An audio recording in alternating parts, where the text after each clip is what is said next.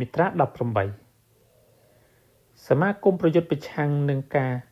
ចាប់ពង្រត់ឬការជួញដូរមនុស្សនិងការធ្វើអាជីវកម្មផ្លូវភេទគ្រប់សមាគមដែលបានប្រកាសដោយត្រឹមត្រូវយ៉ាងតិចបំផុតតាំងពី3ឆ្នាំមុន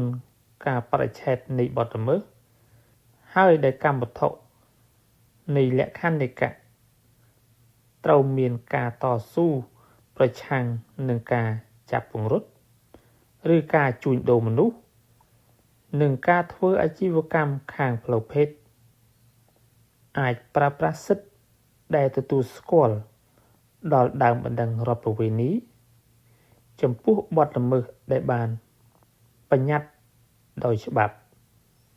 ដែលពាក់ព័ន្ធនឹងការប្រឆាំងការចាប់ពង្រត់ការជួញដូរមនុស្សនិងការធ្វើអាជីវកម្មផ្លូវភេទ